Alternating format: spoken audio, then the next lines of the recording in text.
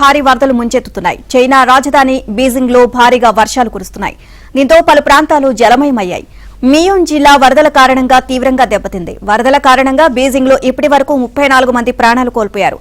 దాదాపు 80,000 మంది సురక్షిత ప్రాంతాలకు తరలిపోయారు.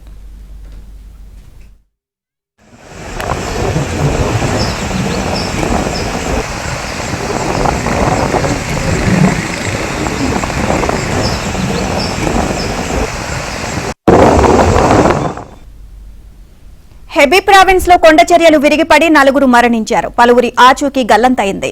లువాన్పింగ్ కౌంటింగ్ లోని గ్రామీణ ప్రాంతంలో కూడా కొండ చర్యలు విరిగిపడ్డాయి. దీంతో కొంతమంది ప్రజలు అక్కడే చిక్కుకుపోయారు.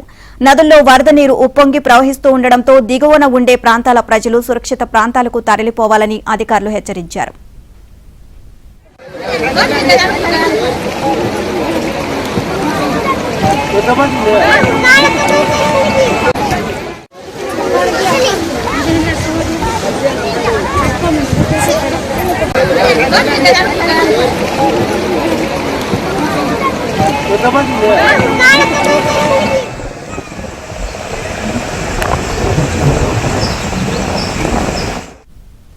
పెద్ద ఎత్తున కురుస్తున్న వర్షాల కారణంగా చెట్లు కూలిపోయాయి. విద్యుత్ స్తంభాలు దెబ్బతినడంతో పలు ప్రాంతాలు చీకటిమయమయ్యాయి.